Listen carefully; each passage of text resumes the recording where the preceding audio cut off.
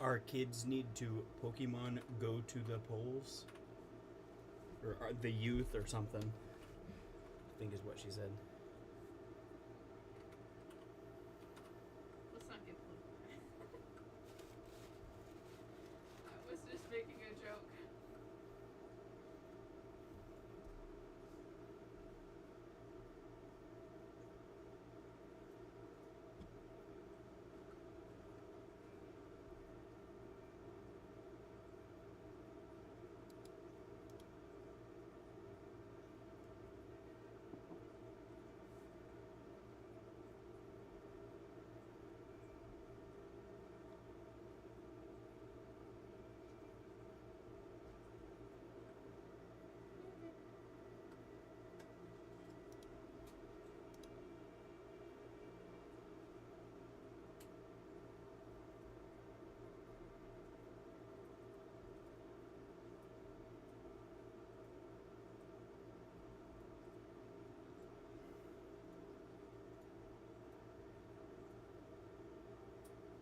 What's happening?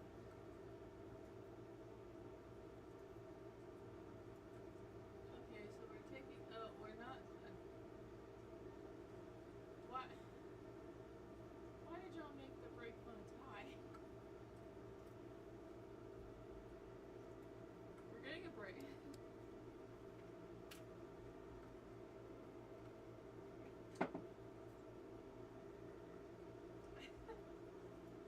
Don't change y'all's votes now. What's wrong with you?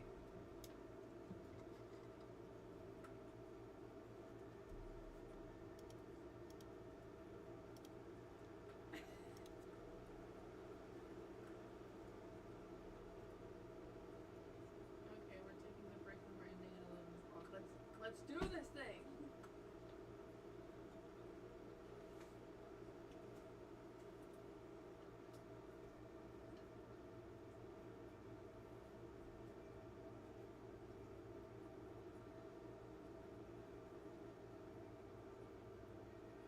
Hold on, I'm cleaning my ear.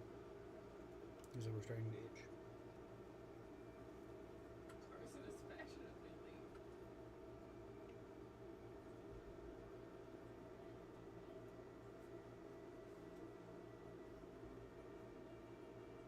Can't wait to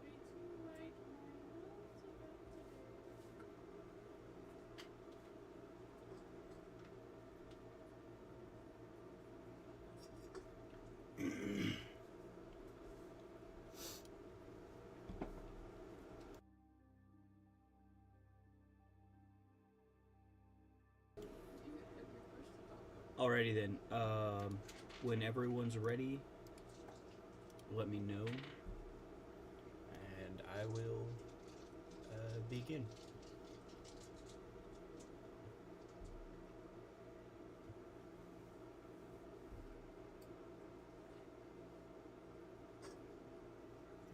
What about everybody else?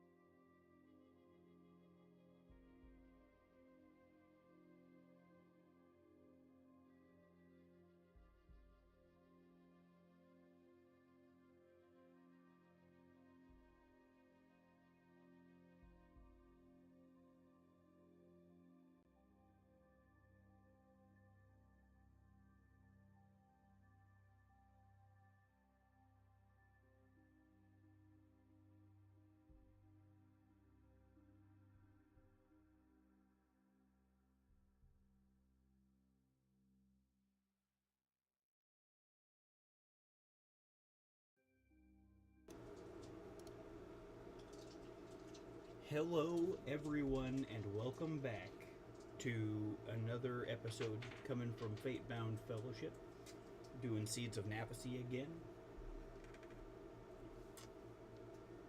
And we can go ahead and kick it off with a recap. I am feeling...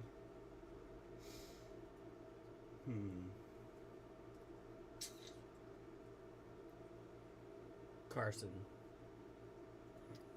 go ahead and hit us with a recap.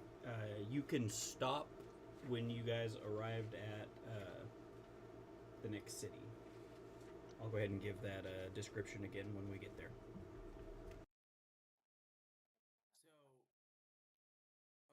So me and Brongus, or Steyer and Brongus, have been beat bopping it together. We finished our dungeon up last time, where last time before Brongus went through the giant worm, and then after that we went through the rest of the dungeon.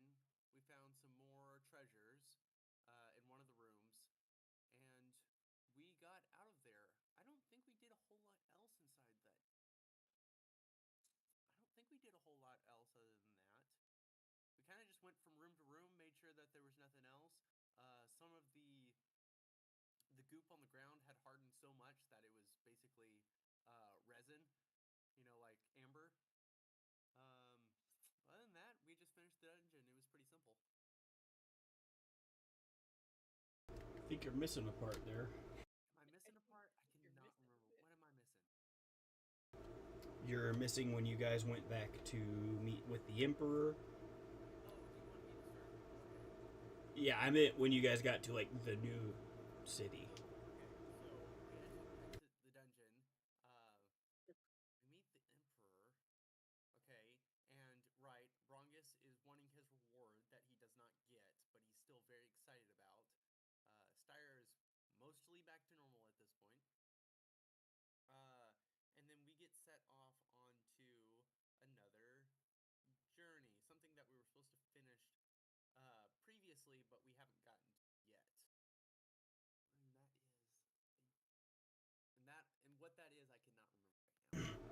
The Emperor had you guys go and meet with Lord Takahiro, who was an Elder Loxodon, an elephant person, basically. And he was sick. He looked very unwell. And you guys were tasked to go bring a list of his symptoms to Miyushiri, to their healer. I took detailed notes of his symptoms. Yeah, I think you said you took like quite a while and just made sure to write everything down. Everything down, every scratch, everything. Yeah. Bruised. You guys set out to Miyashiri. That took about a month for you guys to get there. You guys made it, I think, all the way there without any fights. And then you arrived to Miyushiri.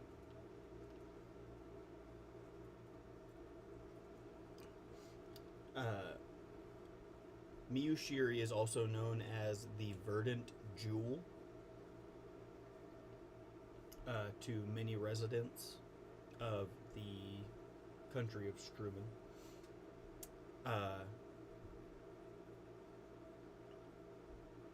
It stands as a breathtaking testament to the harmonious union of nature and civilization. It's nestled amidst rolling, almost emerald-colored hills. There are many waterfalls around it that feed into the serene rivers that flow throughout the circles of the city. It's a sprawling expanse of lush gardens, vine-covered colonnades, and grand marble edifices. The architecture is inspired by like ancient Roman and Greek. It's kind of an ancient Rome, ancient Greece slash, yeah, kind of thing. Towering columns, intricate mosaics, and domed roofs, all intertwined with flourishing flora that seem to breathe life into every structure. The city is divided into concentric circles, and you guys can see that on that map I sent to the My Maps channel.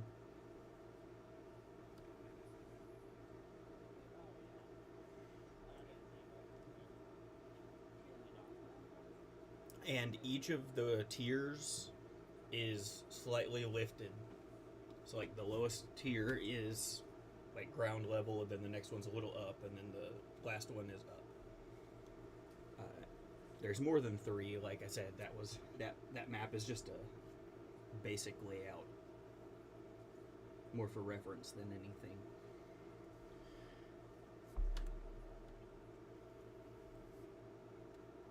And the circles are raised in a way that no matter what layer you're on, you have a beautiful view of the surrounding landscape. The roads are all very wide and paved with smooth white stones. It winds through the city, shaded by towering trees with blossoms of every color imaginable. There's open air marketplaces that are buzzing with activity. There are courtyards and amphitheaters constantly hosting debates, performances, feasts. It's just a big group thing. All of the residents here are, of course, the beast folk races that you've seen throughout the country.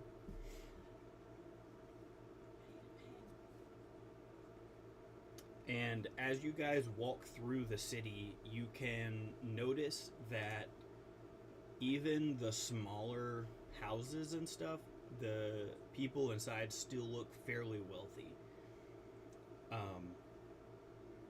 There isn't really any poverty that you see. There's occasionally homeless people, but you can tell that they're not really from here. They more knew that everyone here was rich, so they came here looking for help.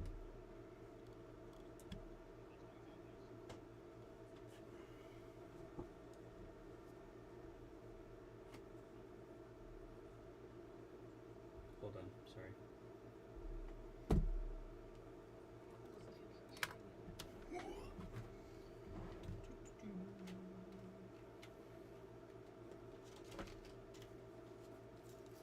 Here you go on it. A brand new one. Never opened. Couldn't write any of that description down because my pen ran out of ink. Brand new out of the pack.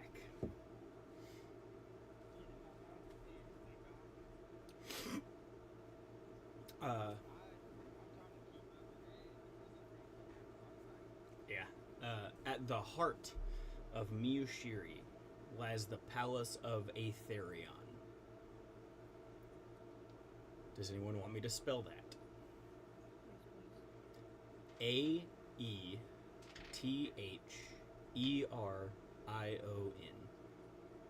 Aetherion. The Aetherion is an awe-inspiring structure that crowns the highest hill in the city. On that map, it's that center ring. Like I said, there are more rings than the 3 that are on there, but that's the most, like, the central one is the palace, and it's way up. It's built entirely out of white marble, veined with gold. The palace gleams like a beacon under the sun and glows softly under moonlight. It's got vast gardens, open-air atriums, and cascading terraces. As you glance across it just on your way to it, there are massive rare plants that are not only from this country, but that come from all of the other countries. Like, So I'm gonna find a shopkeeper or somebody and ask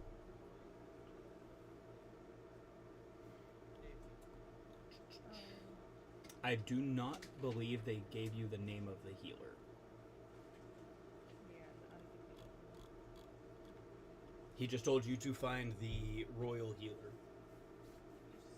Yeah, we didn't get it. got- Yeah. we'll just go to the royal palace. Um, Go, we're like we own the places. I mean, we gotta do that anyway. We'll, once we get to the people, we seek an audience. dotted along the edge of that highest ring where the palace is, like lining completely around it, almost like a fence perimeter kind of thing, is large, very intricate fountains carved to resemble some of the mythical creatures you would find in the world, which are surrounded by reflective pools that they flow over into, and most of them are they have like the lotus flowers all floating in them. The grand hall of the palace, known as the Celestial Atrium, is a masterpiece of architecture. Its domed ceiling depicts the constellations in a dazzling mosaic, while the floor is an intricate map of Miyashiri's lands. Massive columns entwined with flowering vines support the structure, and sunlight filters through alabaster windows, casting soft, ethereal light across the space. I hate to be that person. What is this place? Because I was so distracted writing, I don't know what this building. Is there a seneschal, a guard, somebody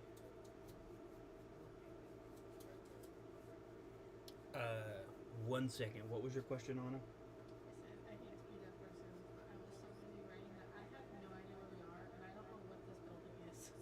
Okay, so do you need to know the city's name? No. Okay. The place I am describing currently is the Palace of Aetherion. Aetherion. That's what wrong. I didn't know Aetherion was the palace. Yes, Aetherion is the palace. Now I know.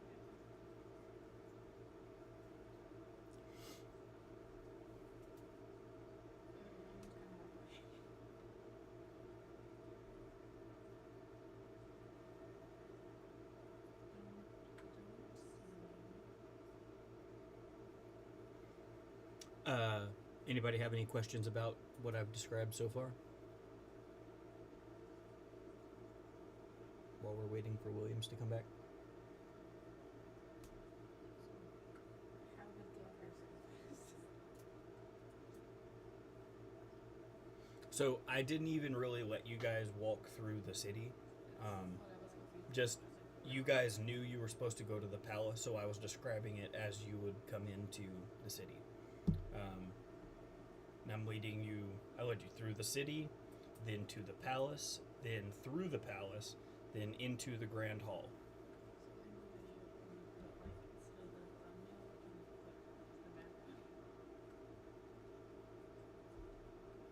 Do what?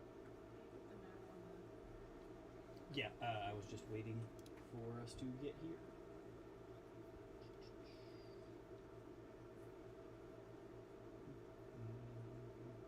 Sorry guys, I'm slow. It takes me a second.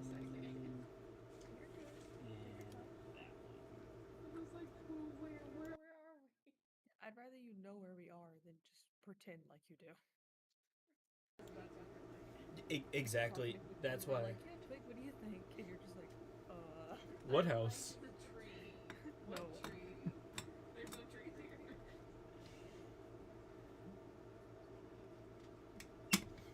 But anyway, that's why I'm asking you guys: do you have any questions, or are you still following? I'm following well enough.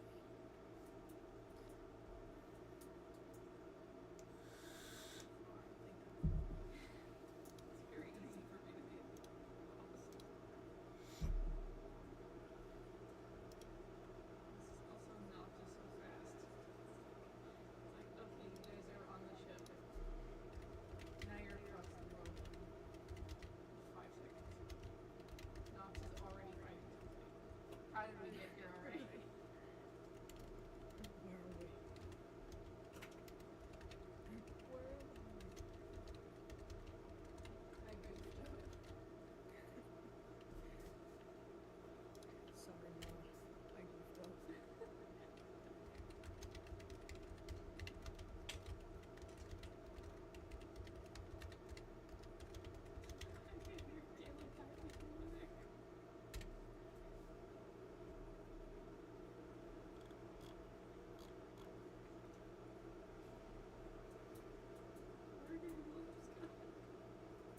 don't know. You just laughed. You heard me ask a question and said, I'm out.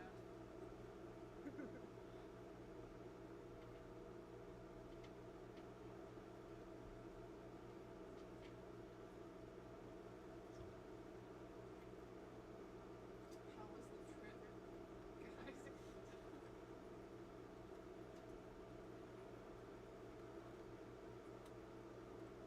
Almost get my nose on it. Steyer had to get literally messed up.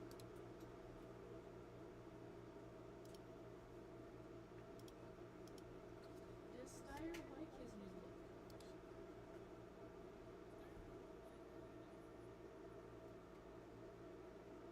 He now has the interesting looking rainbowy.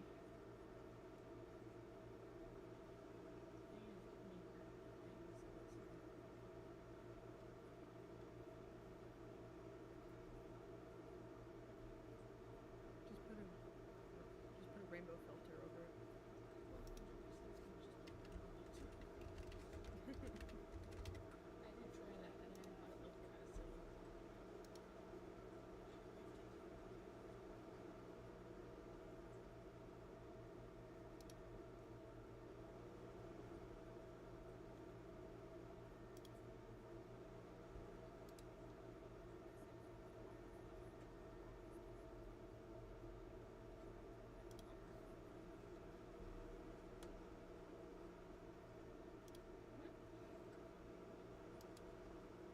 I don't know. Can't really smell it.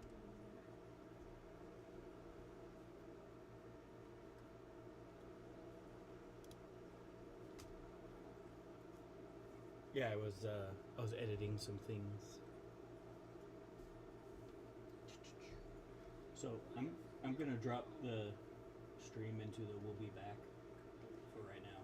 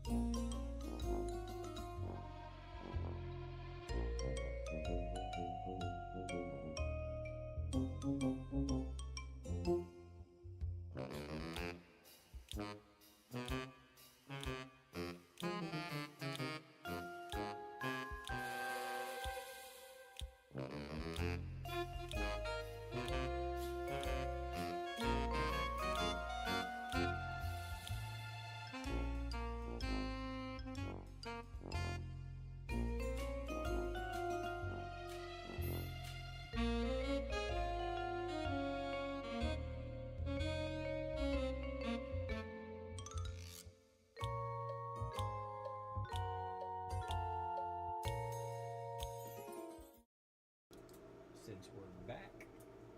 Okay. Anyway, you asked about the guard.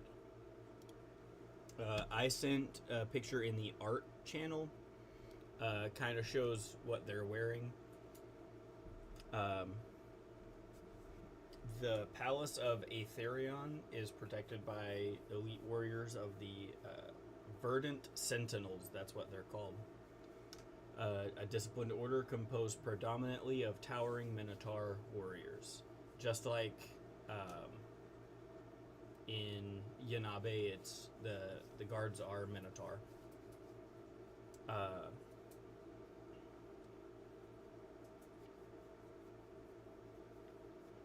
Being from here, Williams, you would know that, just like ancient Rome, these guys are taught differently than every other city in the country of Strumen.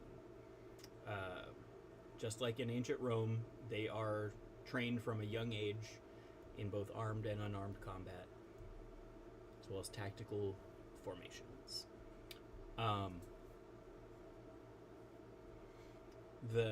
They wear bronze and emerald green Lorica segmentata. That is the name of that armor that the Roman soldiers wore, if you did not know.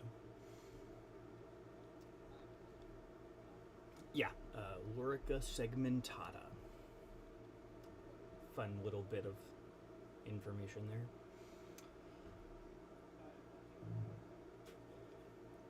And over their armor, they're wearing flowing emerald cloaks that are clasped with golden brooches in the shape of a roaring lion.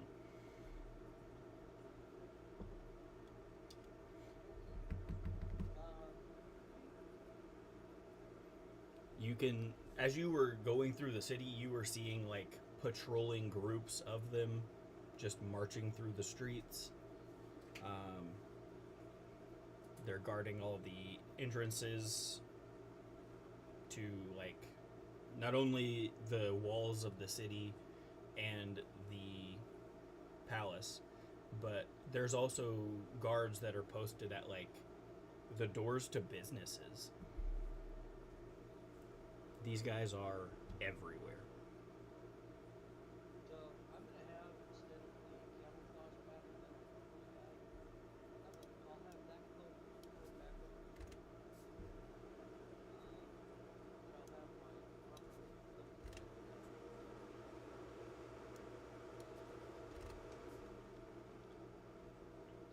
like That's gonna be like full toga.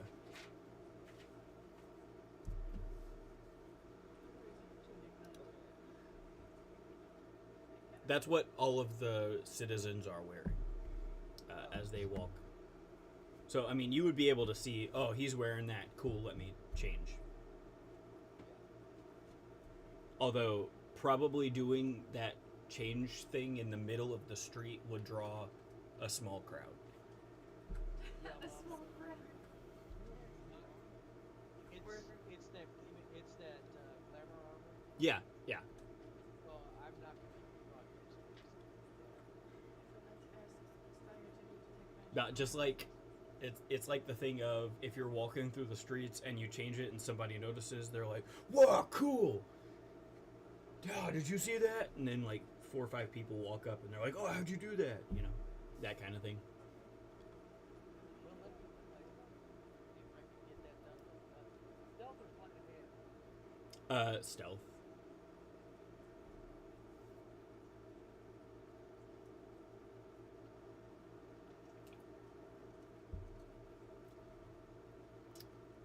You can go ahead and roll that with advantage, though, because the streets are extremely crowded. You just dip in between a couple people and then boom. Because I think it says it takes an action, so it only take like 6 seconds for you to change it.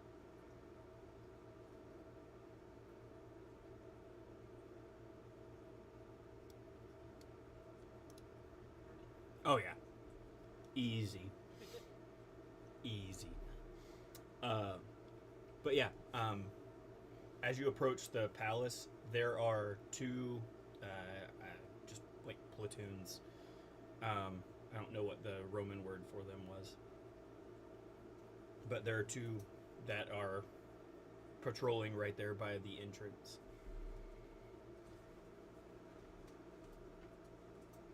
I'm gonna look for an officer.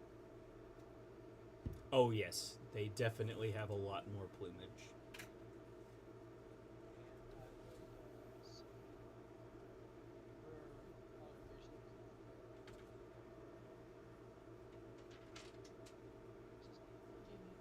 Jimmy.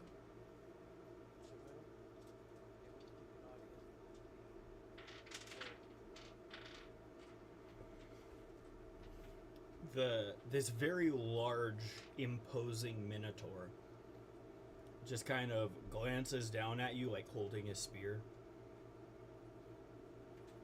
and then pivots on one foot to open up the pathway for you guys to approach the doors.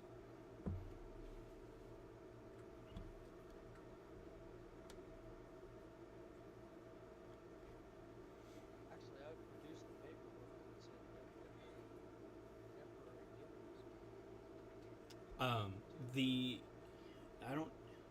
You wouldn't really have to produce it. He said he was sending word ahead. Okay. Well, I'll have So it. They were expecting you guys. Yeah. Anyway, as you walk into the actual palace, again, that great hall. Excuse me. The grand hall of the palace, sorry, was that celestial atrium. It was the one with the dome ceiling with all the constellations, and the floor was a map of Mushiri with the columns of flowers and all that. As you step in, there are even more guards patrolling this room. And at the far end stands the Empress of this fine land. Do any of you think you might have knowledge on this person's name? Mike is not familiar with this land, This is what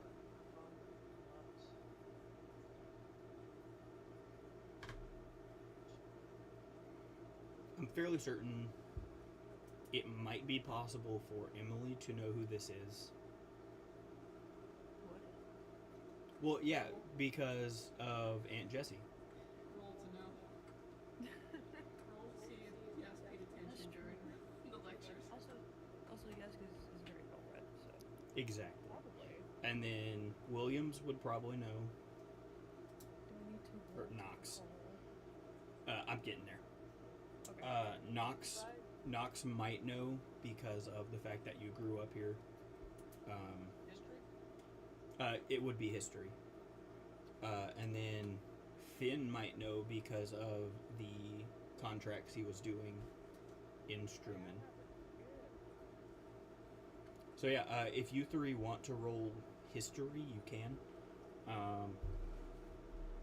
name escapes me. Mike only really knows Everlord.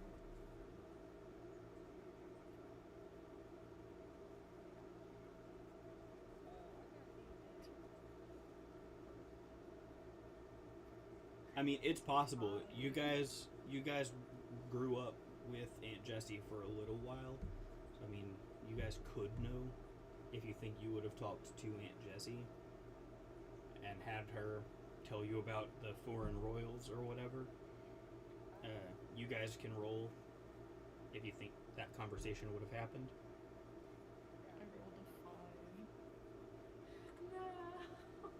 Like, I think I've heard this name before, but I can't remember. I can't remember. Yeah, I got 15. Okay.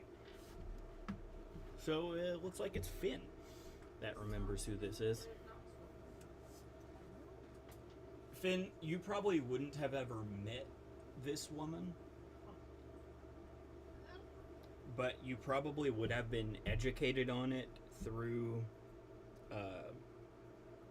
the Blood Order. Just as, like, hey, you're going to this country, you should probably know who the leaders are.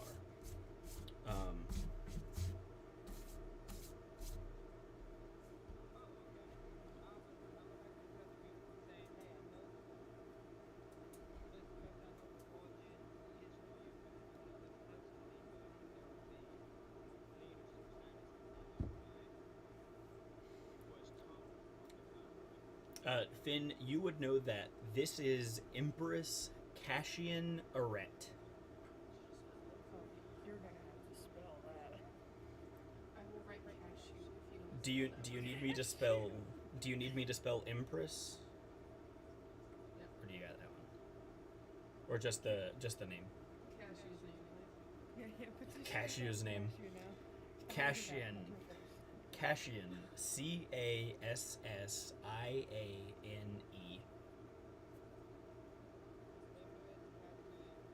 Arret. Arete. Arret. A-R-E-T-E. Yes, Arret. Cassian Arret. Cashew red. Aris is like right You guys are probably at the far end of this big domed room, the Celestial Atrium, I think is what it was called. Yes. This is the Empress. She rules over the city. And, yeah. So, whereas Emperor Jimmu is over not only his city, but the entire country of Strumen, this Empress is just over the city of Miyushiri.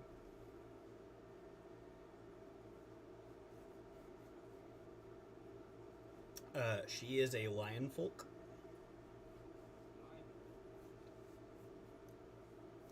Her fur is a rich gold that almost looks like it glimmers in the sunlight. She has piercing emerald eyes.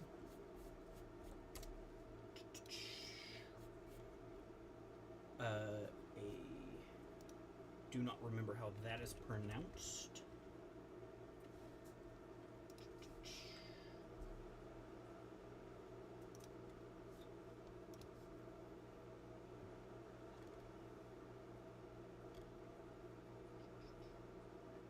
Chitin. Okay, she's wearing a chitin. That is deep green, embroidered with CHITON.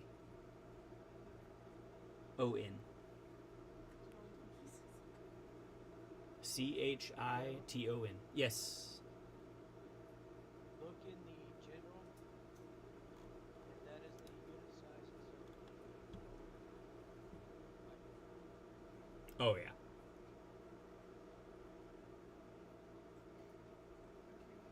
The groups that were patrolling is going to be that Centuria.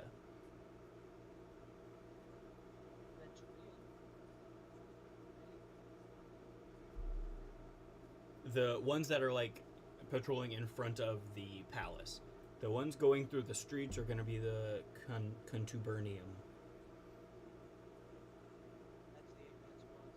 Yeah. And then the 80-man squads are They're like out in front of the palace, yes.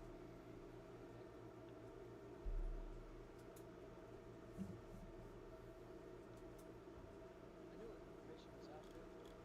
Yeah, I just didn't. I completely skipped my mind to look it up.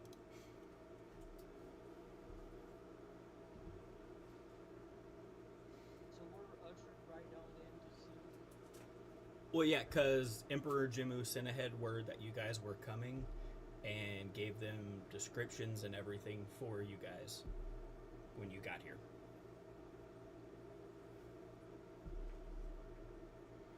So yeah, you guys were pretty much just walked right in.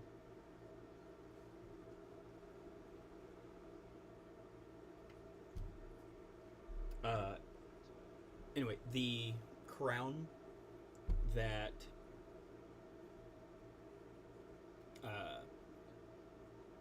Empress Cassian is wearing is more like a circlet.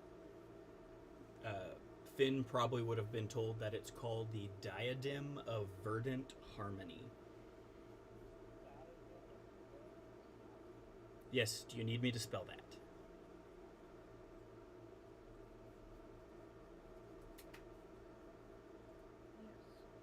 Diadem. Diadem. Verdant. Verdant. Do you need me to spell harmony?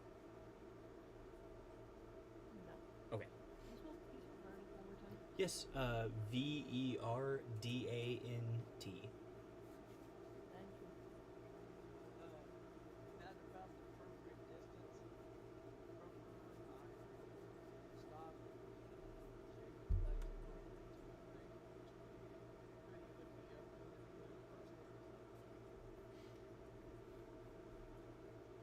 Being that you're from this area, you wouldn't have to prostrate.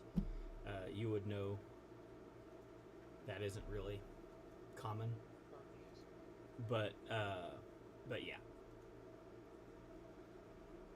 Both these or just one? it would be both. Both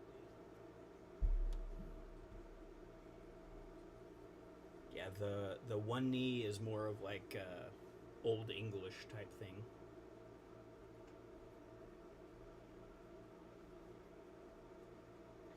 I don't speak so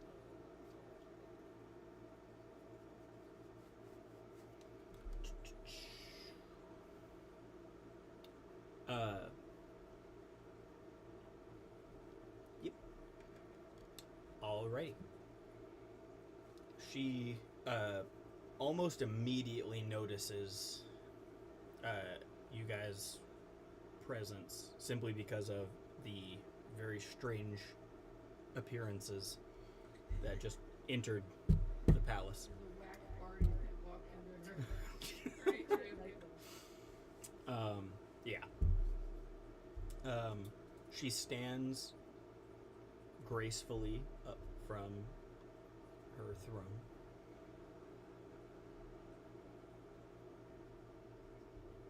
And says, "Welcome to my wonderful city. I've heard you're not from here, so this probably comes as a shock, the appearance not being like the other places in the country. But I welcome you to my city. I was sent word that you were here to speak with my healer. She, yeah.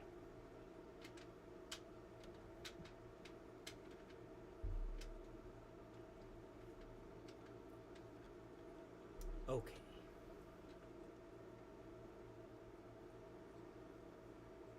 She kind of steps down from the throne and approaches you. And then gestures for you all to stand. I rise to my feet as gracefully as I can. She's gonna towel you over With- everyone. With a dex of 20, I probably have a pretty.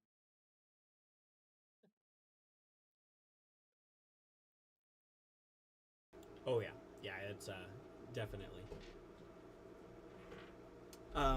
And then she motions for you to follow her.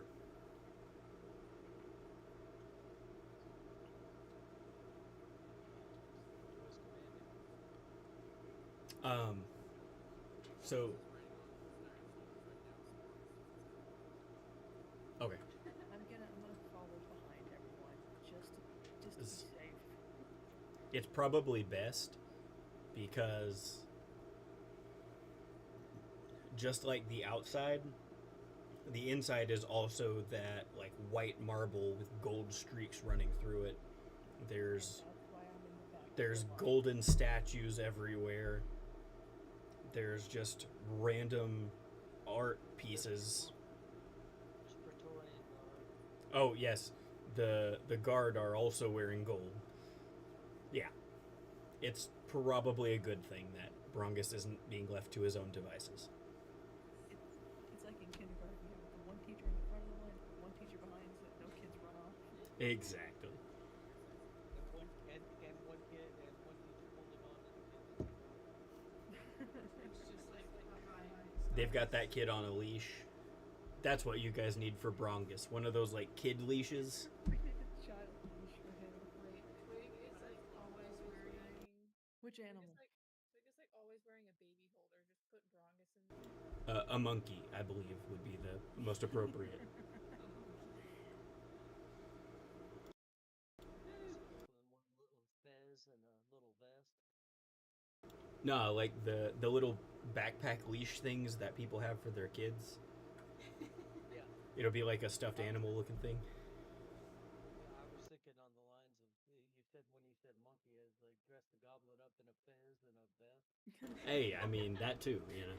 Get some extra gold out of it. I feel like that would be kind of racist. Not gonna lie.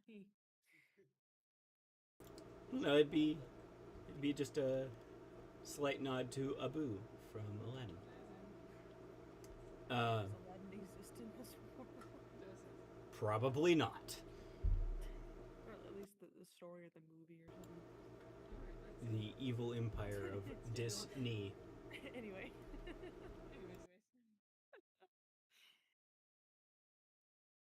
Anyway, she is very formal until you guys leave this chamber. As soon as you guys are like back in the passages and stuff behind it, going further into the palace, she immediately drops to a more like friendly, less formal.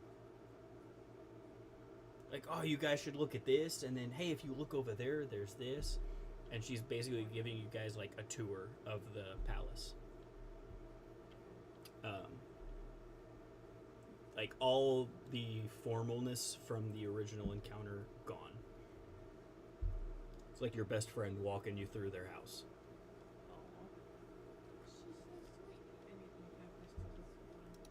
We will kill for this one immediately. She leads you through several passageways and eventually stops in another room. Standing in this room is a foxkin. His fur is a silvery white with faint streaks of gold that are also shimmering.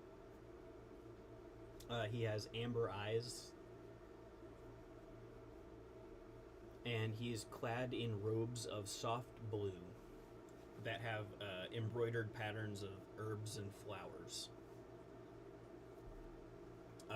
Finn would know that is to show his mastery of natural remedies provided by the rare flora of the palace. We found him. She entered. So as soon as Go ahead. No, my bad. Go ahead. as soon as I'm given leave to speak, I break out the scroll that I had up to my with all the detail of all the symptoms, everything that I can observe and everything that's going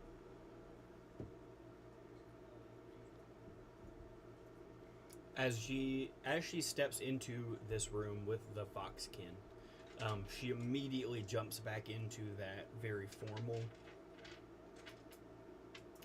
like pose, holding herself highly. Says, "Hello, Chiron. I believe you have some guests that were sent by Emperor Gemma." He's like, "Oh yes. Yes, I remember now." What did you say on him? His name is Chiron. Kyron.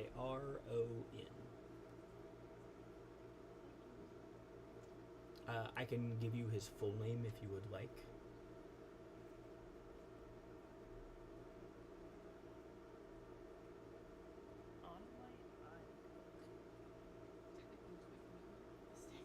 Well, yes.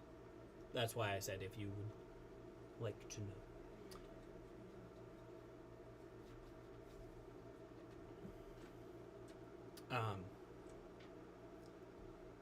Is he introduced as Lord or Maester?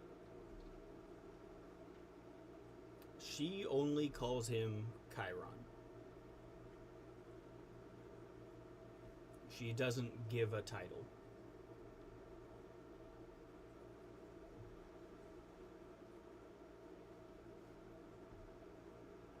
I can look up what his title would be, because I didn't even do that. That's laid plan.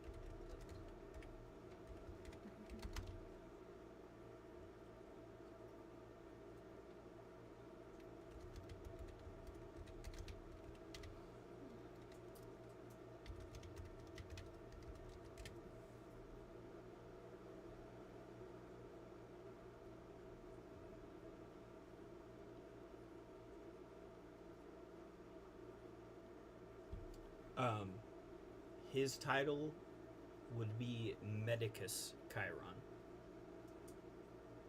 Medicus is badass. Medicus. Medicus. Medicus.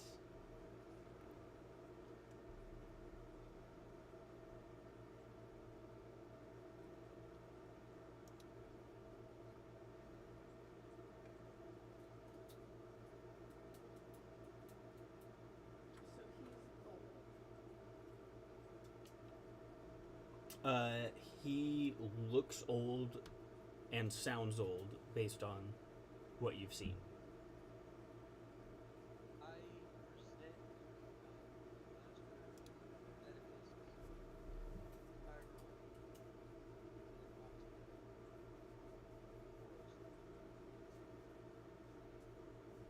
He kind of nods.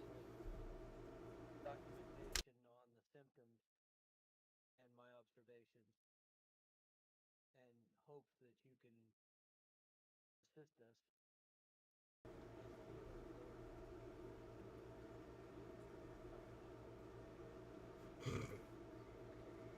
Dave has no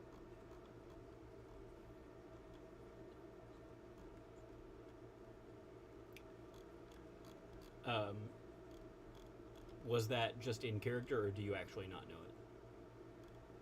I actually don't know. Okay, Takahiro.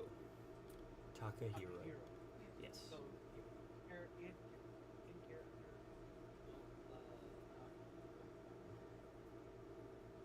It has been a while since he remembered Lord Takahiro. Would he?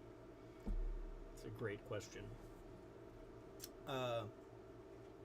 Anyway, as you guys were walking through, the Empress would have told you that this room, Chiron's chambers, is known as the Solace Sanctum. And it's actually located within the gardens of the palace. Like, if you look out any of the windows in this room, it's just lush garden all the way around. It smells like medicinal herbs, and you can hear water trickling from a small fountain in the center of the room in the shape of a fox. There are shelves lining all of the walls that are covered in vials of tinctures and rare ingredients. And the entire time that you're actually like standing here talking with him, he's just extremely calm no matter what.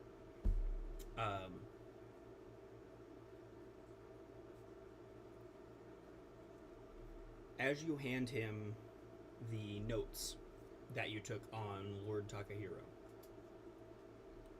he takes them and he's just like, yes. I will begin working at once. Come back in 3 days.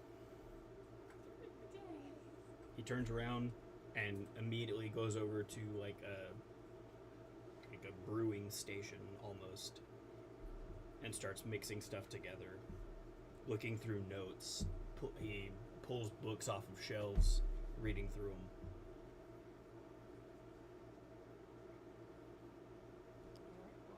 Guess it's time to wait. Just sit down on the floor. With our arms I crossed. mean, here. We just sit down, cross our arms. So, Like talking. you have 3 days to hang out in the city of Miyushiri. It's much larger than that map that I sent to the group. In actuality, that's just for basic layout. Kind of showing you how it is. Guess we should find an inn.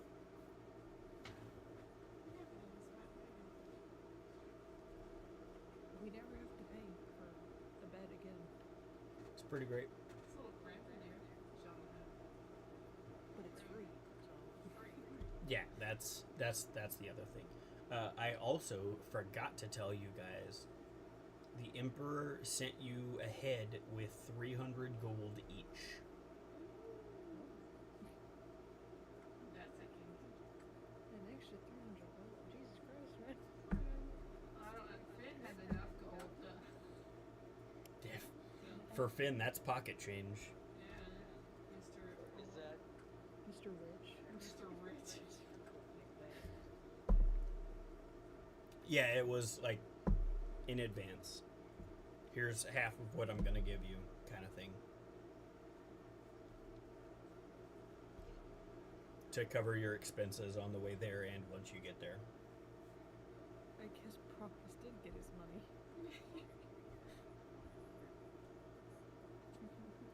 Broncos got his money.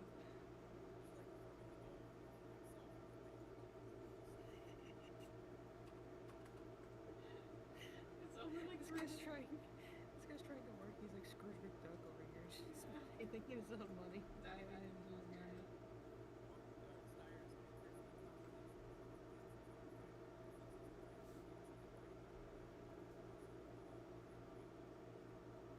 Broncos don't put too many coins on the ground because whenever you say they need you. Oh, Sire, I need you to keep your coins. Come on. I think she was referring to the literal bath Brongus is taking in his gold. It's just the full-on like cartoon joke where he's swimming through it, doing the backstroke. In reality, he's like sitting in the pile, daydreaming. Yeah, yeah. Obviously,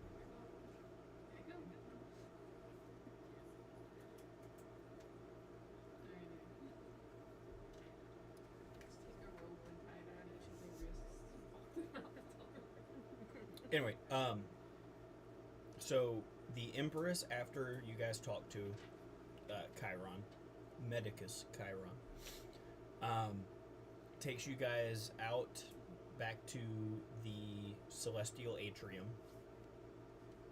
and she approaches one of the Minotaur guard, whispers something to him, turns and walks away. And the guard goes, "Follow me." follow Do you follow? Yes. He walks back out the doors of the palace, but you're still on that central ring, that highest ring. He leads you out and around to a side building, which is just as opulent as the palace. He leads you in, and it's almost like a guest house inside. This building is basically a guest house. Lots of rooms, living room-esque area, common room, I guess is what you'd call that. Kitchen, everything.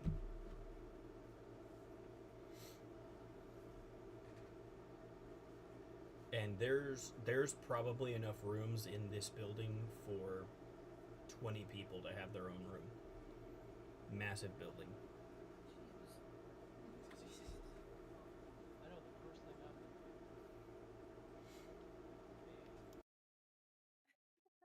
A nice bath. Do fish people need to bathe? I mean, you're not, but technically, whether or not you bathe, you need to wet your skin occasionally. You're gonna get all dry and crispy. Yep. crispy. Yeah, like a sunburn. Okay, good to know. First thing I'm gonna do is go get my kids. And bring them back. By the way, you would be able to get the wagon up here if you wanted the wagon up here. Just laughing. Comes through the wall.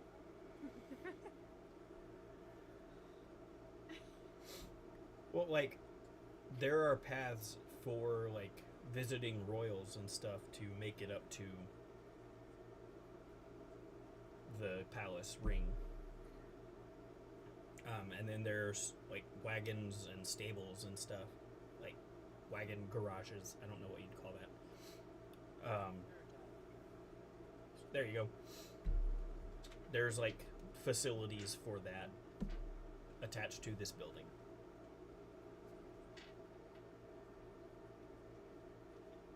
So, I mean, you could have taken the wagon all the way up here.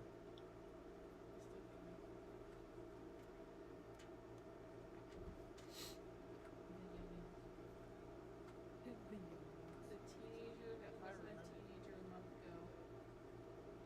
And wasn't a teenager. Wasn't a teenager 2 months ago. And the 10-year-old. Twig, where would Gaia be in the wagon? Where would she be in the wagon? In the fancy room. In the fancy part. Does she have her own room? Yes, she does. Okay. You walk into her room to get her and bring her back to. I'm assuming you wanted to bring her into the building out of the wagon, correct? Yes. Okay. So you go into her room to get her. And as you step into the room, you smell like charred wood as you approach the room. You open the door, and Gaia is sitting on the ground, like on the floor, in like a prayer stance. The whole area around her, like a circle,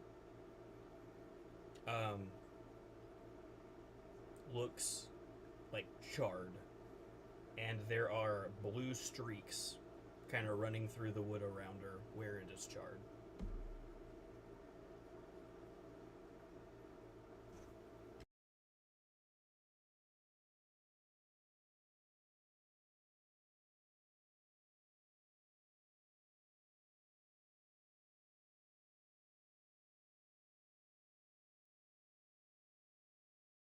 Okay. Sorry, I just finished writing. She's sitting there almost like meditating, is what it looks like. Can I wake her up by No, I speak to her.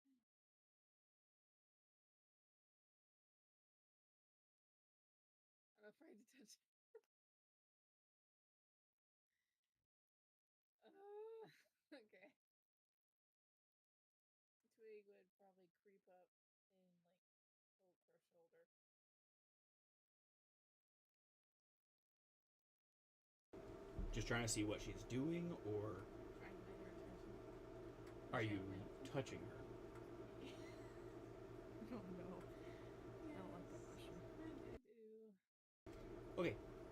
You die immediately. Instant death. No, as you go to touch her, you can feel the static in the air around her. But as soon as you touch her, the feeling goes away.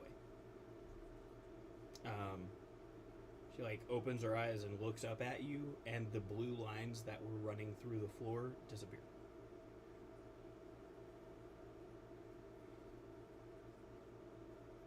She's just like, what?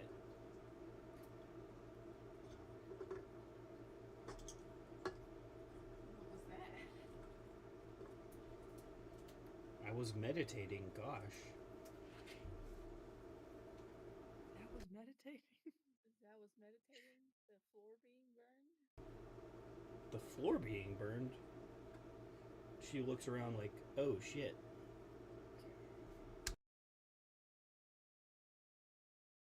Better be happy this wagon is magical and you didn't set it on fire.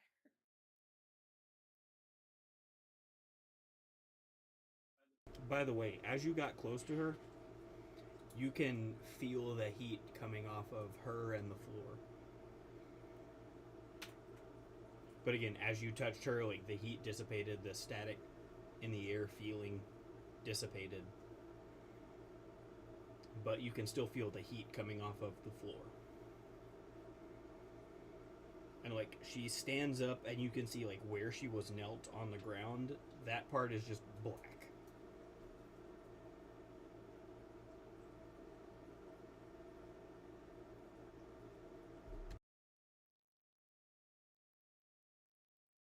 She kind of looks at it and goes, oops, and walks out the wagon.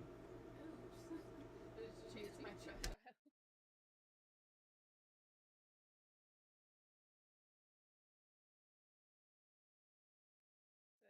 chased my child. Do I have to put you in special magic classes to learn how to control it? Control what? I don't have magic. Explain the burnt floor, the static in the air, the glowing areas that I don't understand. By the way, you could see her scales on her glowing as well whenever she was meditating like that.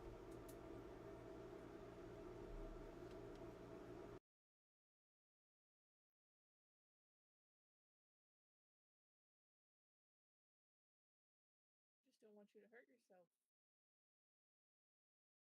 Hurt myself doing what? I told you, I don't have any magic. I don't need magic. Every reason I just gave a second ago.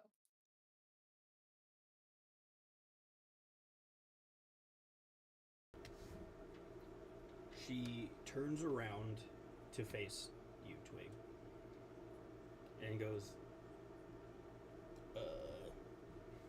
do. See, I can't even cast any spells. She points her finger at you.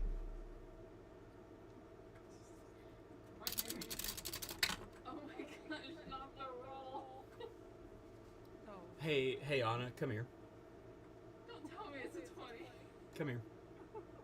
I want you to verify this. Oh no. Look at that die. Which one? The one in the tower.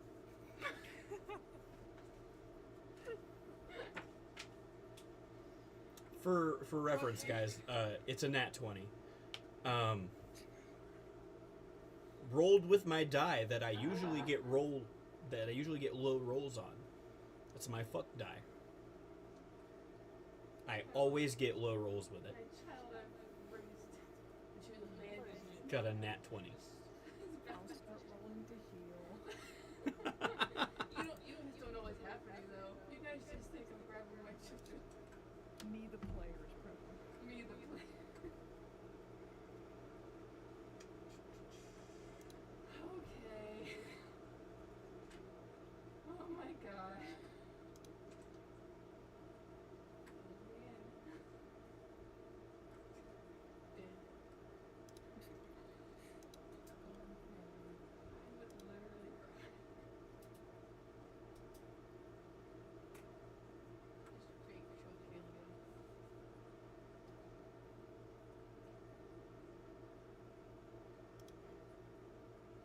See, when you asked me to come over there, I knew it was a point.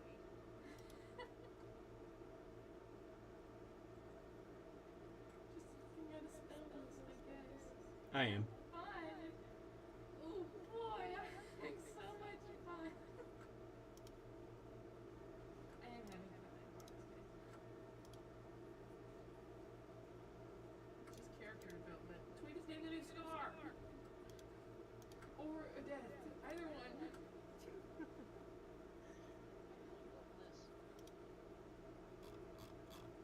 I have a character vault.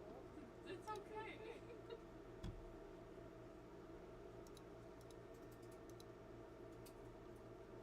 I rolled that, but it doesn't actually fucking show it.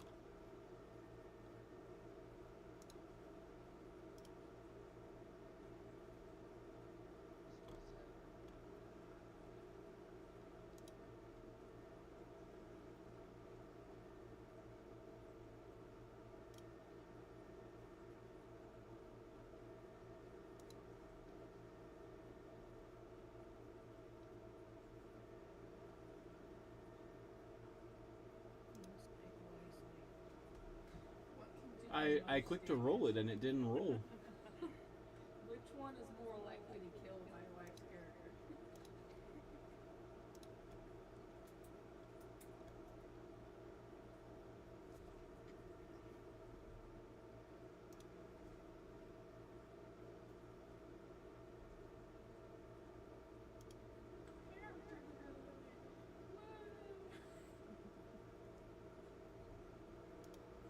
Here we go. Did that one roll?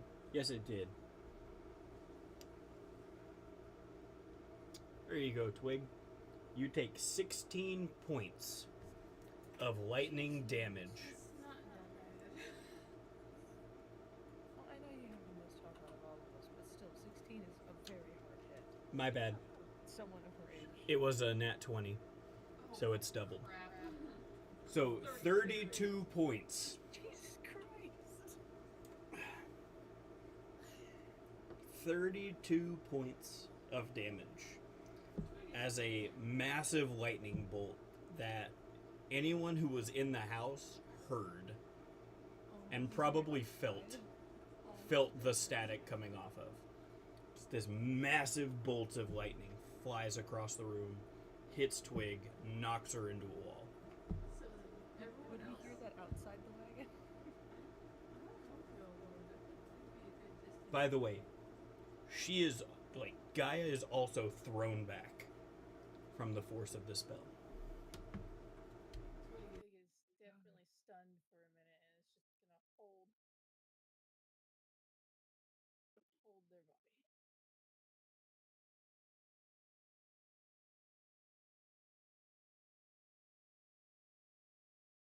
Oh gosh. That's a lot of damage. Okay. You scar. No. No.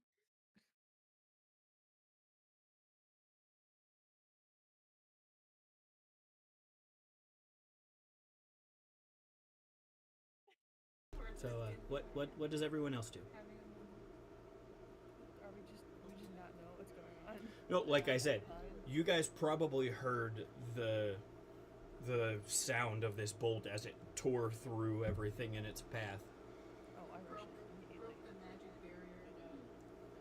I run inside because I have access. You got Toad yet? Yeah. Undressed Jack is the yet. only one with access, I believe. I think I'm the only one who can go in. Like, almost like a thunderclap due to the air particles slamming back together as they were forced apart. Yeah, I immediately run inside.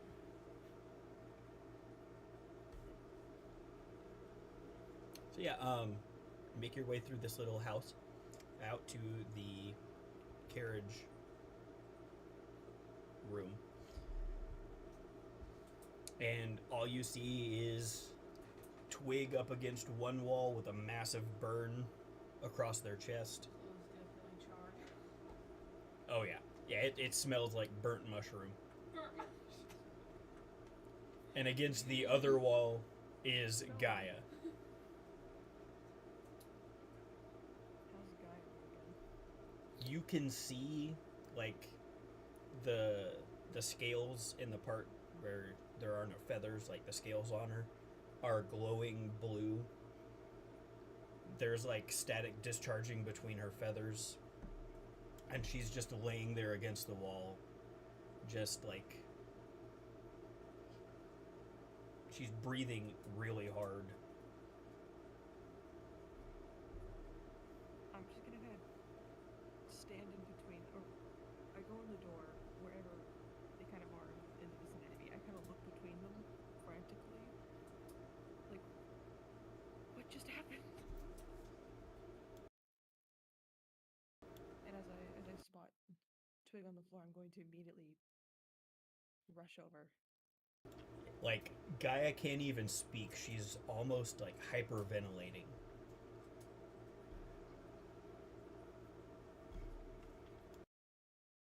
Is it from shock? Can we tell that? No. Shock. Oh my god. I'm so funny. Yeah, Sorry, it makes me feel better after the very dramatic moment that just happened. Dad jokes are always the best for these moments. And Twig is a parent. That's true. Parent joke. Anyway, what's happening? Anyway.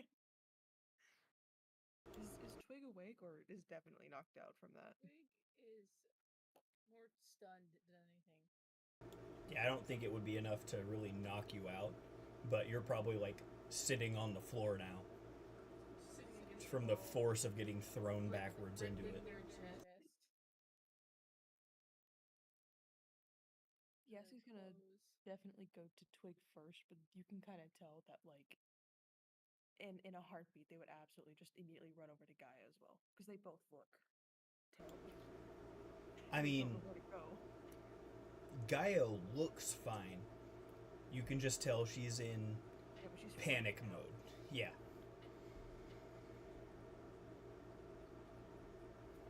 Whereas Twig has got a massive burn wound. Probably put a hole in your shirt.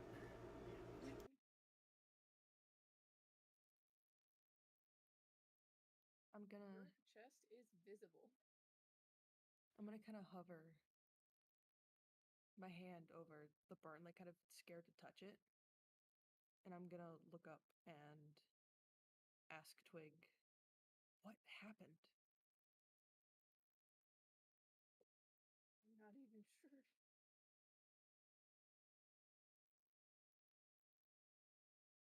I'm gonna look over at Gaia and I'm gonna kind of slowly approach her, kind of like approaching a wild, scared animal.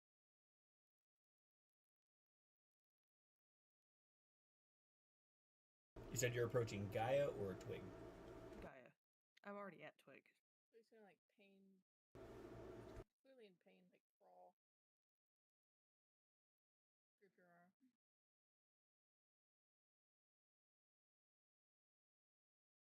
I'm gonna look back and I'm just gonna gently place my free hand on top and just say, it's gonna be okay. I'll be right back. And I kind of like gently pull my arm out of their grip.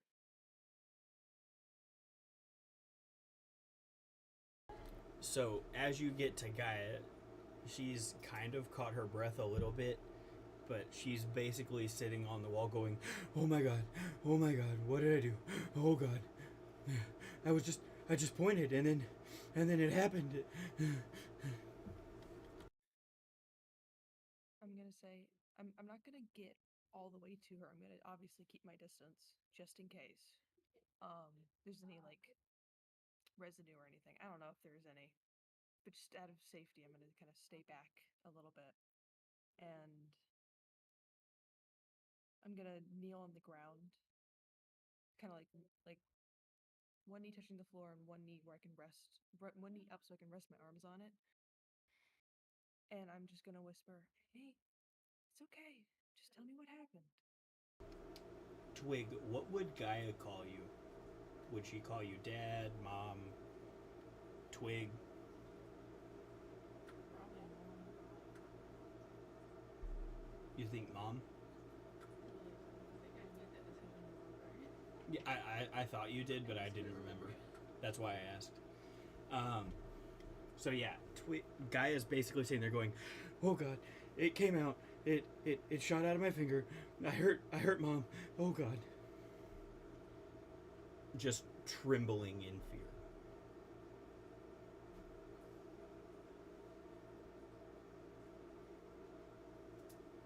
I'm trying to think of what to say. Give me a second.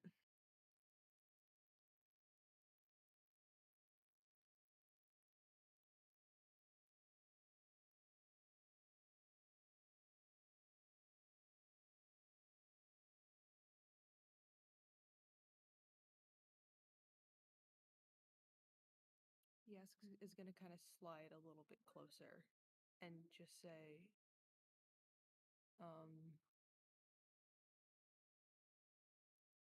hey, everyone's okay. It was an accident. You're okay. And you can see as she started to catch her breath and like talk and speak a little bit more, the blue is fading from her scales. Just like by the breath, it fades and then fades and then fades. I'm gonna reach my hand out to her. Whether she wants to just like not do anything, just touch my hand or crawl towards me, whatever she wants to do is fine. But it's more of just an invitation of it's okay, I trust you. I don't think you're gonna hurt me. She immediately like pulls back in and goes, "No, don't touch me." They're gonna put their hand back, kind of back on their knee, and they're gonna say, "Hey, I know the feeling. I had the same thing happen to me when I was not much older than you."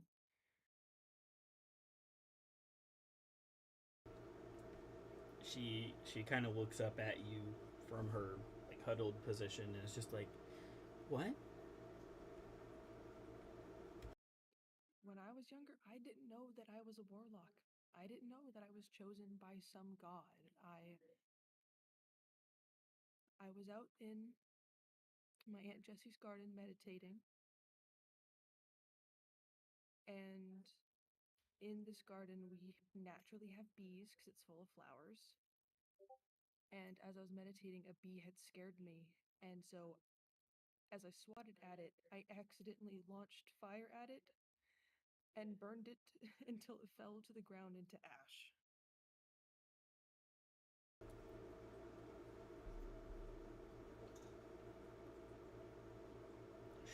She kind of stares at you for a little bit, tears flowing down her face, and then just jumps into a hug. I wrap my arms around her, tightly kind of holding her head to my chest, and just gently comforting and shushing her as she cries. You can hear her like whispering, "I'm scared."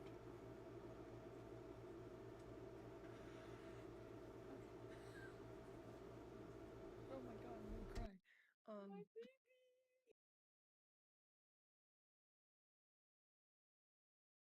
I'm gonna gently whisper to her, kind of like over and over again in a loop. It's okay. You're gonna be just fine. We're gonna figure it out, all three of us together, I promise.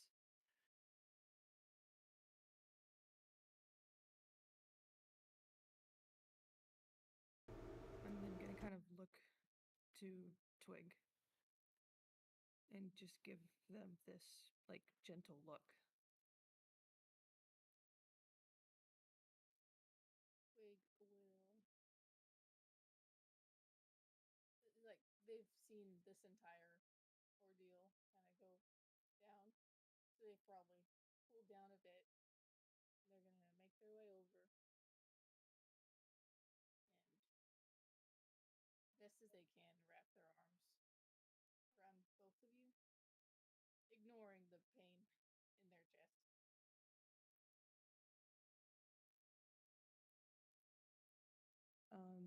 Yassi's gonna kind of see Twig wince a bit against the pain, and they're going to just gently place their hand on their chest and give me a second. Roll to heal. I'm I'm gonna give you 10 healing because that's the most I can give you. Just a sigh of relief.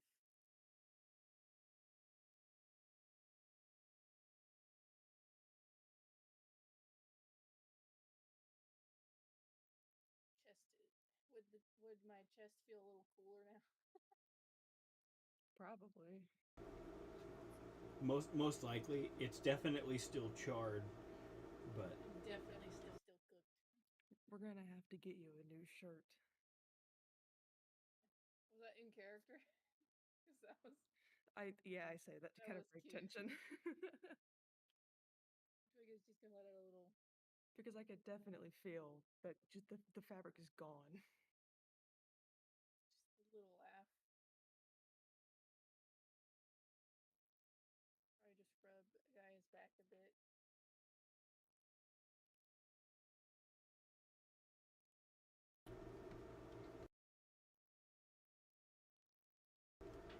So throughout this whole thing, she's basically just been like crying into your shoulder, Yask.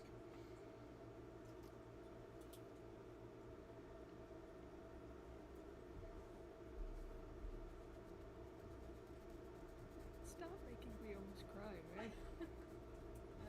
I don't know if it would mean anything to Yask at all, but Twig would probably. Their way of singing is not like any other people's. It's a lot of cooing and humming and clicking. But I'm sure Guy's familiar with it. Twig would probably be doing that. To sing Yeah, the song. just based on the amount of time, like technically she's known you, she probably has a pretty good understanding of your clicks and stuff.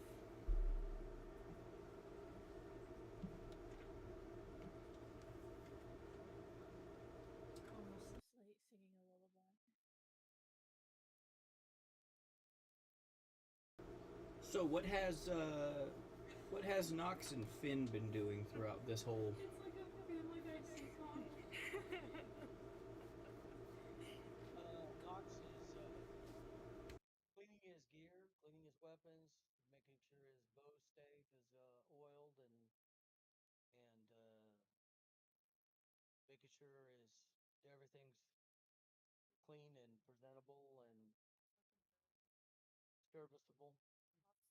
And then he's going to take a bath himself. The question I had was, is it the Roman communal bath or is it the individual hot bath? This would be more of like the individual baths, just because of the fact that this is mostly meant for like royal visitors and stuff. Okay. So, I'm actually tempted to do this one because they have enough data as person after I have enough data for a week talking about this with Mark. So, Knox isn't going to leave the village. He's going to maintain the gear and rest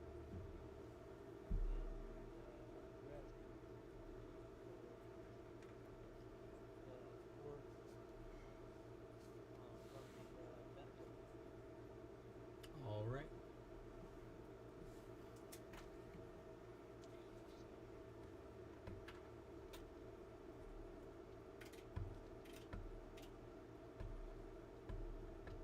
I gotta run. Yeah, you're good, man. I can definitely say the same. Well, I had to kill a horse yesterday. She was stubborn. And today we're gonna chance that. Yeah. Don't exactly want to share what I've done the last couple days on stream.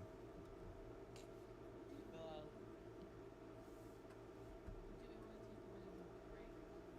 Cut attention what just happened in game and also in person. I need some sleep.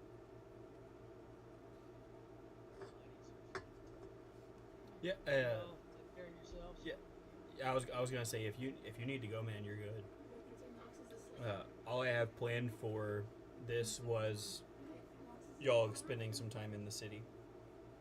Yeah, Knox is resting from. He's been constant ghost since we hunted a werewolf. You're good, man. Take care. All right, later. See you, man. Mama. So that just leaves Styre, Brongus, and Finn to what they're doing, and Twig, Yask, and Gaia having a family moment. Yeah, y'all just hear thunder. I run into the wagon, and then you hear nothing after that. I mean, I'm honestly surprised that nobody else decided they wanted to respond. I don't really think I closed the door when I ran in. I just ran. Brongus said no gold. Brongus Styre and said, Tyre I are don't. in a very intense game of poker. Neither one of them Yeah. really know how to play the game, but Brongus is winning. He's up a That's so considerable amount of gold. I now have a reason for Twig to die. So with that, do we want to take that break? I could go for it. Yeah. I do want to ask you a couple questions before you split, Carson. I'll go ahead and start the break, but it'll be fine if you take a little longer on yours, just because I'm going to ask you some questions. So let me go ahead and flip over to the break here.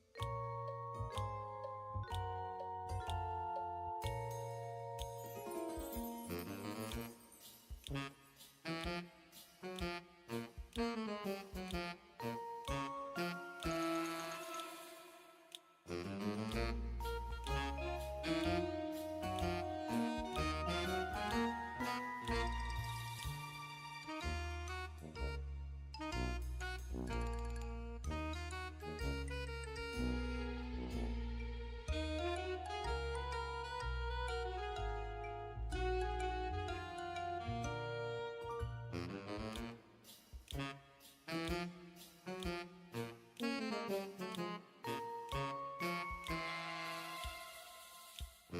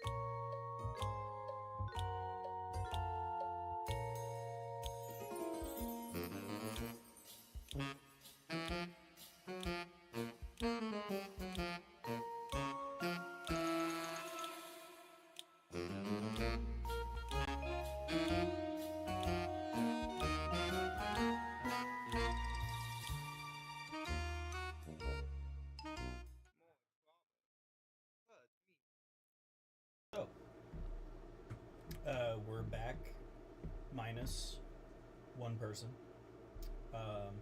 But that's okay, because this is going to be just a simple, have fun time, I guess. Not necessarily have fun, but Half of the people here have fun in character. yeah, yeah. So, like we were talking about before, what are Finn, Styr, and Brongus doing?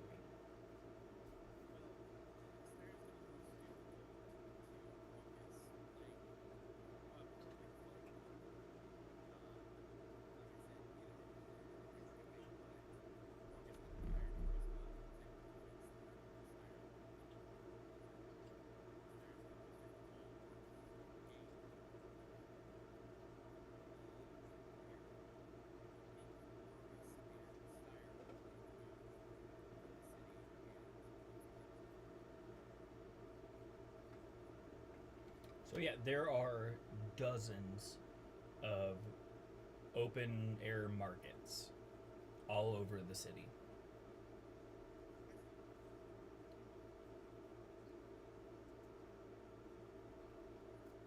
pretty much whatever you're looking for.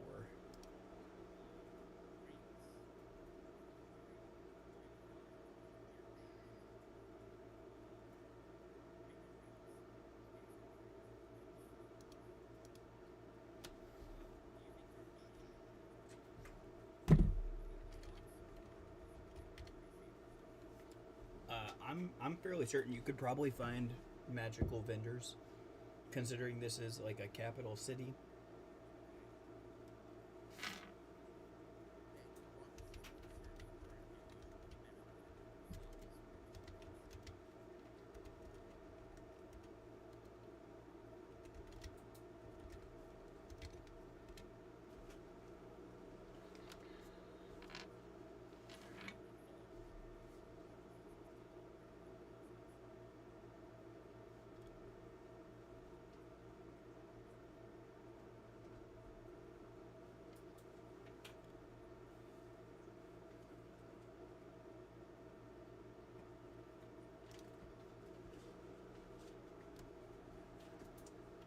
Okay, and you were looking for.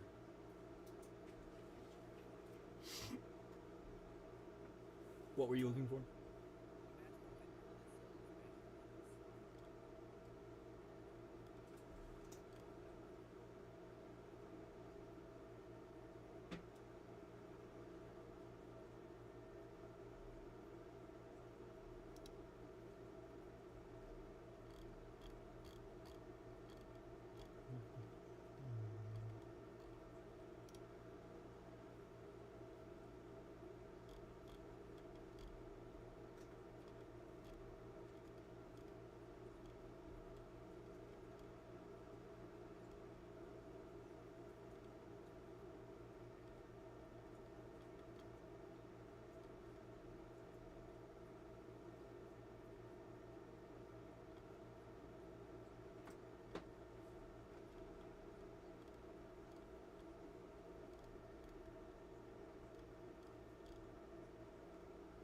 Okay.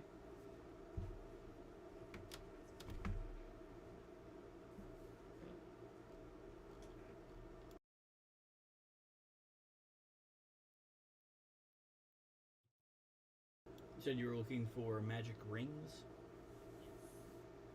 Okay. You eventually walking through the streets, you find one.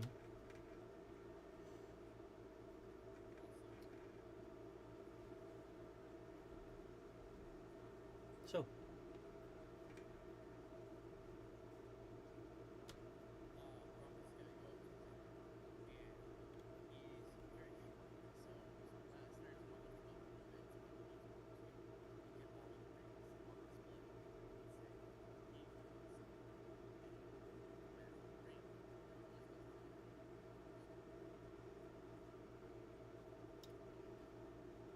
oh yes. Well, I have lots of rings. I mean, what sort of effects are you looking for?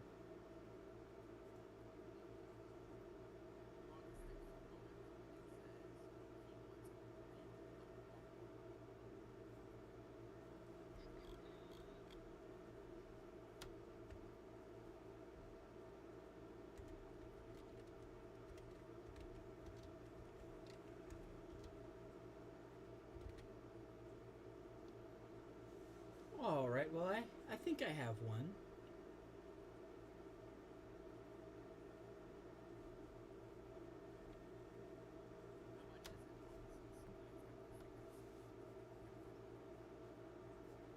She leans down behind the little stall that she's at and pulls out a small wooden box with a big lock on the front. And holding it up kind of away from you, she opens the lock, opens the box, and shows you this nice little silver ring with a blue stone in the top of it, and says, what about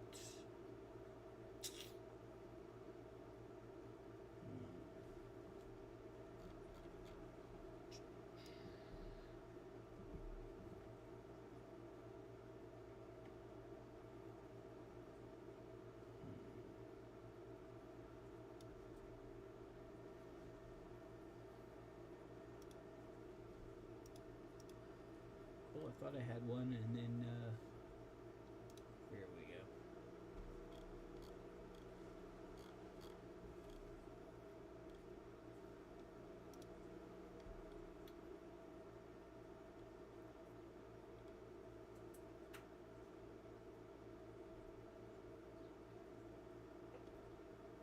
What rarity is that ring? It's just a, I think it's really common.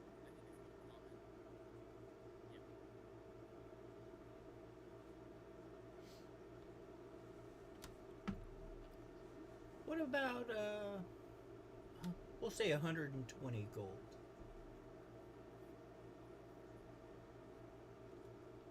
Brongus is gonna ask to test the ring of water walking, just to make sure it works. Is there like a bucket or something he can stand in? She goes, I think we can work that out. She pulls the ring out of the case and motions for you to follow her. She leads you across this ring of the city because there are rivers that run around in circles between the rings. She leads you over to the water and leans down to hand Brongus the ring and says, if you try to run away with this, you'll die, and puts the ring in his hand.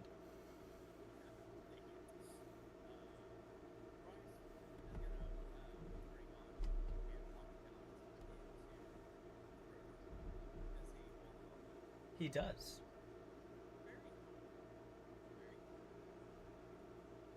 This is Jesus after 45 years.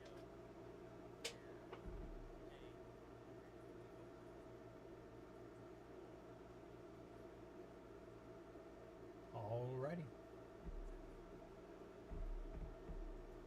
Well, there you go.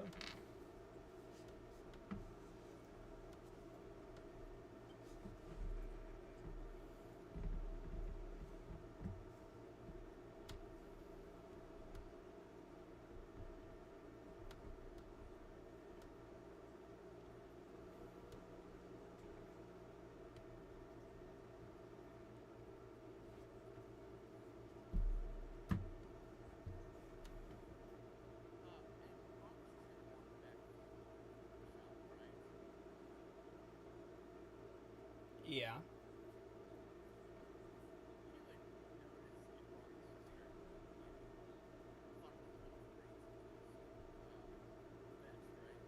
It's not a shop, it's a little market stall. Roll the die.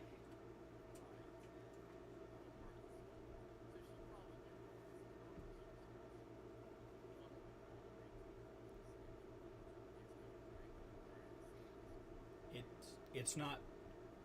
There aren't really walls. It's like a basic little wooden stand, and she's got like boxes of rings on it.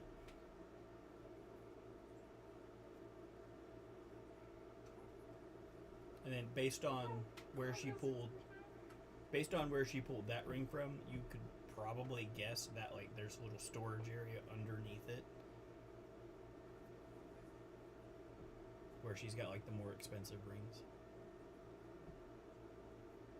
But you would probably assume that most of these rings on the top are just like either shitty rings or regular rings.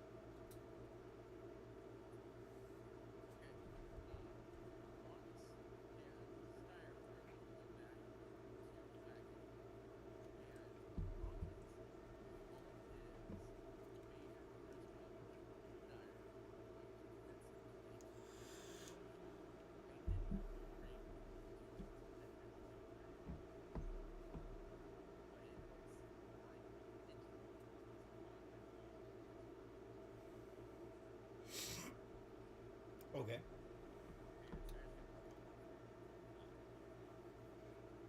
It'll cost you about 50 gold for the materials.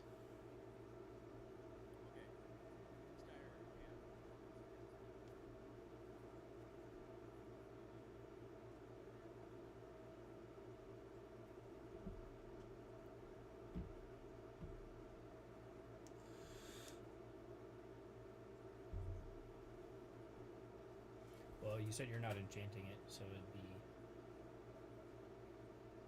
it'd be less than that. Oh, it'd be less than that. It'd probably be like 25 or 30. Okay. I'll go with that. All right, now. Yeah, you're good. Okay. Does anybody else want to do anything? Is that your progress bar? Okay. I think all that's left of the same is to go on and spin his twig and he has a entire They're busy. a dramatic moment in the mic.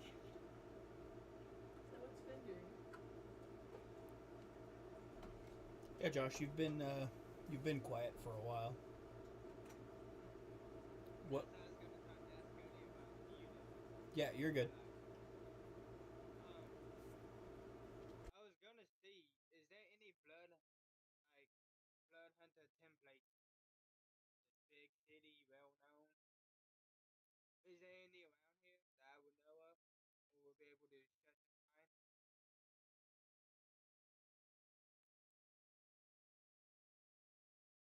Because wouldn't there be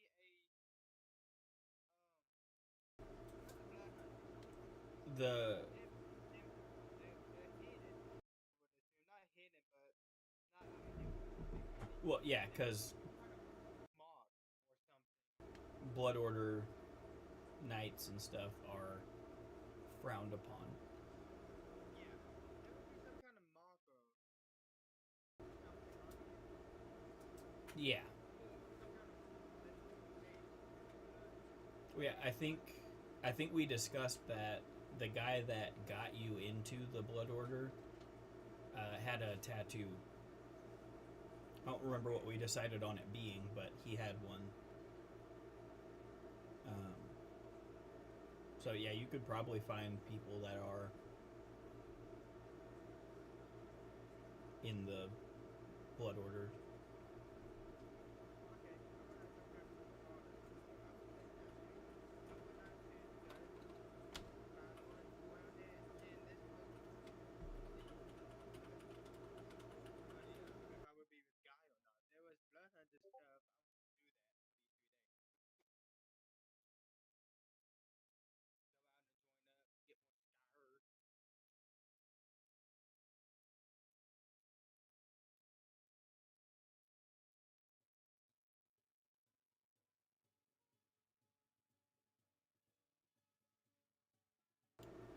So, I mean, yeah, you could find them.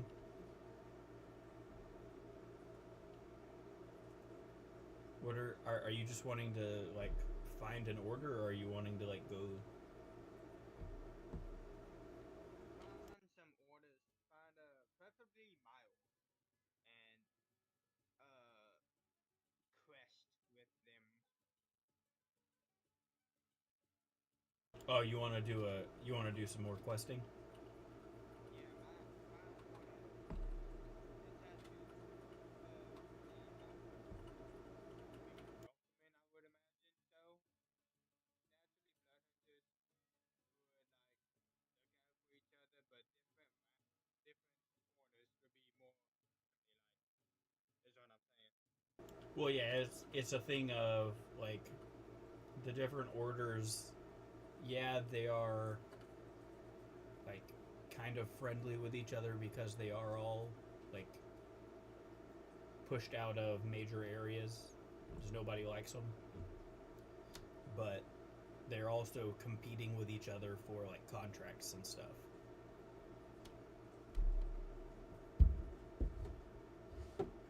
So yeah, I mean, you could find one. That's okay. I want to try and gain some awareness because I want to try and collect some residents that I can eventually know, gain trust, eventually intel, get whatever weapons I can give people information. Basically, use hunter knowledge to get items further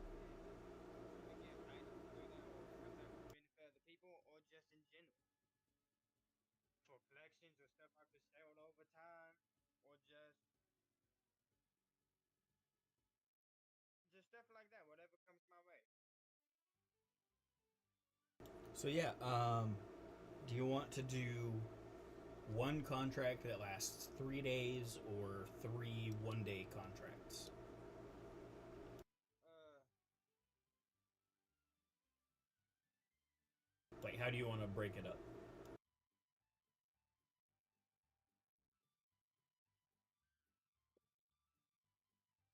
more loads will equal more money per se. And seeing how I'm a very experienced blood hunter, I would like to go for the more experienced stuff that pays more, but that may be shorter time as well. So for new like beginners that have 3 day contracts that pays this much, and then the daily ones that would pay less because they're day by day, but then you have some day by days that would pay more than the 3 day ones because they're more advanced. But those are only given to the advanced blood hunters. But seeing how I've been one for years, I got rankings of it. I would like to do those if possible. Yeah, yeah. So you want to do so you want to do 3 1 days, Yeah, but higher difficulties. yeah. And naturally, I think I could die in the middle of them. I want to get them completed. Well, the order pays in gold. So I mean, like any item, right? Mine too. Okay, I didn't know that. I think I lost it. no, no. The way that we run like blood orders and stuff is specific for my campaign. That's not typically how they go in standard D&D. Um, That's fair. How long? Because I'm also, I also, this is the perfect time for me to ask about that tattoo fury. As I go with these things, I want to try and investigate my own personal, um, long life search of this tattoo as well. So as I quest through these other blood hunters, I am on the search for something. Like how Jack's on the search for everything across the seven seas. That's exactly what my purpose is as well. So I get acquainted with them, get to know them, then I talk to them more.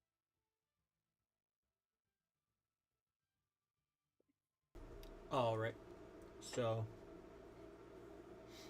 um, for your 3 1 day contracts, roll me a d20, um, All these blood types. and it'll just be flat. Give me each roll.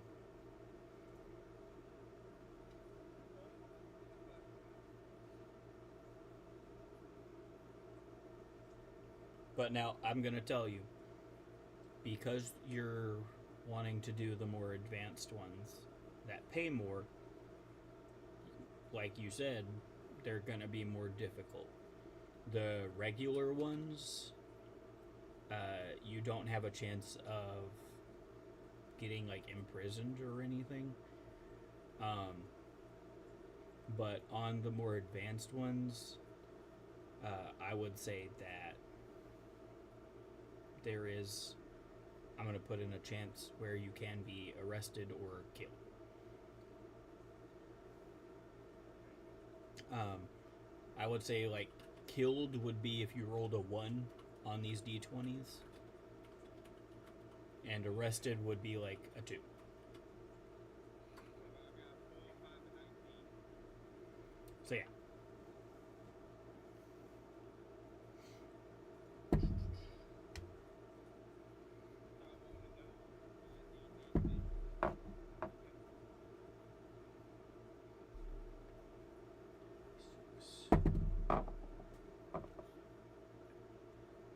So I want to know my D&D thing. Okay. If I was to die, does that mean my whole crew? Because it's not just someone could want to survive me without getting rolls that could kill, or is it just me? Yeah, we would do rolls.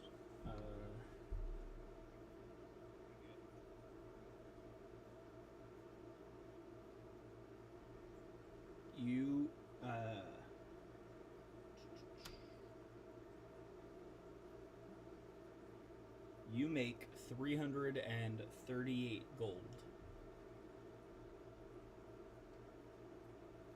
from your 3-day adventure. That's the thing. I noticed all that gold is worth dying, but actually it will be my next time when I have really good gold. But other than that, I really don't keep doing these. It depends on what I get out of them nights. It's nice on the lookout for that tattoo, based about the tattoo, and any good items I can leave behind or get, I get at least with them. So that really depends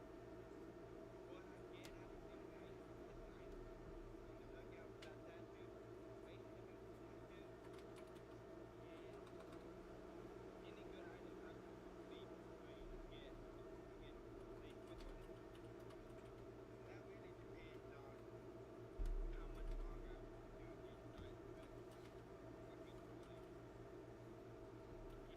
to do each night, but I can really get in on it. Um, do I find out any information on the tattoo before giving see how it's the tattoo? Is that the video I should watch for that? Tattoo history. You manage to find a book that speaks of its existence, but nothing that points you in an actual direction. I keep that book in my collection. And with that, guys, it is 11:01. Oh wow, that was fast. Yeah, that was fast. We got a nice little shop session and character development. We love to see it.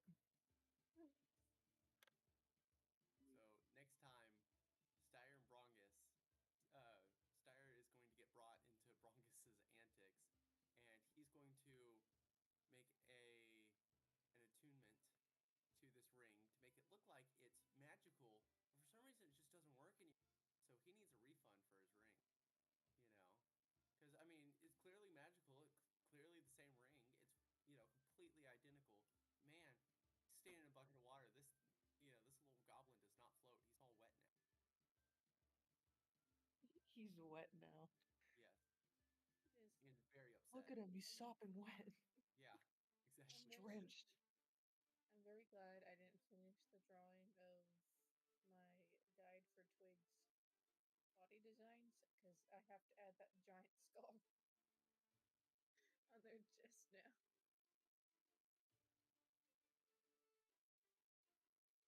Anyway, so with that, I'll go ahead and end the stream. Goodbye, anybody who watches this in the future, because we had 0 views for the